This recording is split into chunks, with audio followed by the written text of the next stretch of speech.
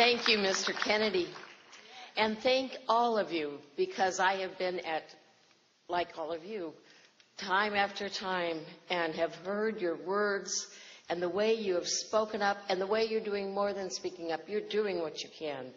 And Mr. Rendell, you kind of caught me by surprise, and I'm always learning new things. But I have the privilege of speaking to you, and you are my brothers and sisters, every single one of you. We are all brothers and sisters under God. We are all called to make a difference in the world. And when people say, what is the meaning of life? It is to make a difference in the world, to make the world a better place than when you came into it.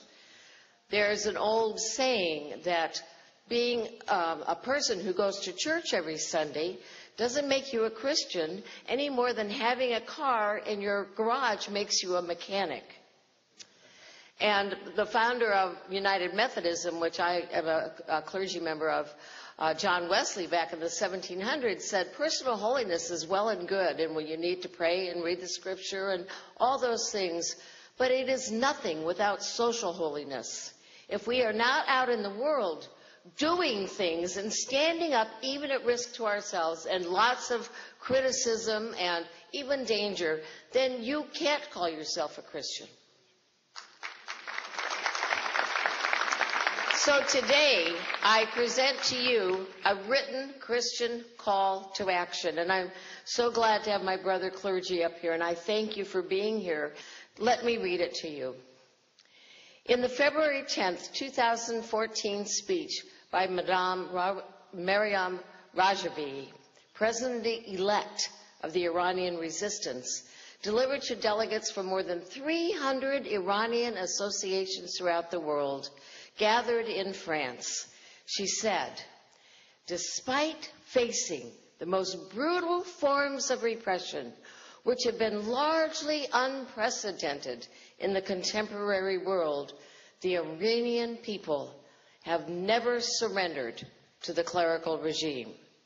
3 decades of perseverance by the MEK, she continued to say, and the Iranian resistance against the ruling dictatorship is the condensed version and essence of the Iranian people's refusal to surrender.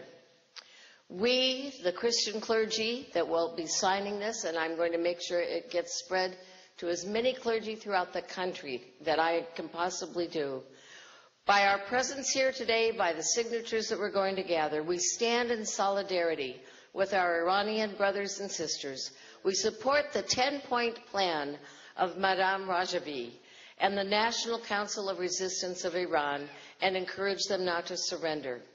It is out of our concern for social justice, human rights, and peace for all the world, that we call for attention and action through education, letters, emails, phone calls, and all possible forms of communication, advocating for human rights and democracy in Iran and support for the People's Mujahideen Organization of Iran.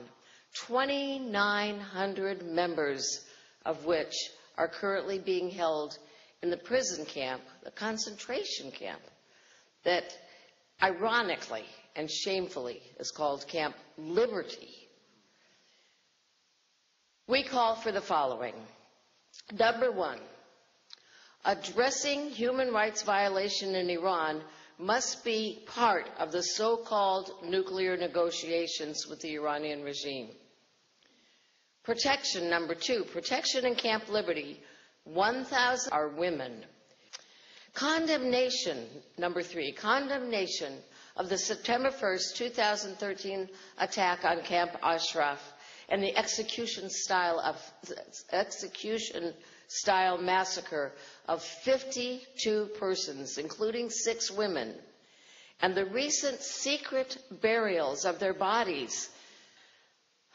There was also the taking that day of 7 hostages, 6 of whom are women. We do not know for sure where they are. We strongly condemn the secret burial of the 52 Ashraf martyrs by the Iraqi government, whereby all moral and religious consideration for deceased have ruthlessly been ignored, leaving family of the fallen in much anguish. In support of House Resolution 3707, which calls for the U.S. taking the lead in allowing people of Ashraf to have their final settlement in the country of their choice, including the U.S., as was originally promised to them by our government. Number 6, condemn the shutting down of Christian churches in Iran and the imprisonment of Christian clergy. We urge the U.S. government to insist upon the release of Pastor Saeed Abedini and other like-minded dissidents imprisoned by the Iranian regime. And last, but not at all least, to appreciate and thank the efforts of current and previous United States officials in all kinds of capacities who have been in support of democratic change in Iran and the protection of the people in Camp Liberty. We are all brothers and sisters. That's the end of the call for action, but I just want to personally share. We are all brothers and sisters under God. We are responsible one another for each other's lives. In the solidarity, I walk and I work with all of you. This is my cause too. I walk and work with the people imprisoned at Camp Liberty and all those in Iran and throughout the world who are working to bring about freedom and democratic change in Iran. And with great humility, I declare, as a Christian clergyman, that I am MEK.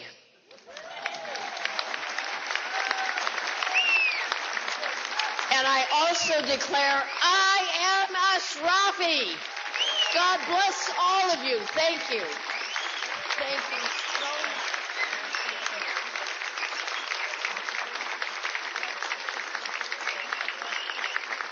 Ladies and gentlemen, thank you all for coming out today and giving us your support. Thank you very much.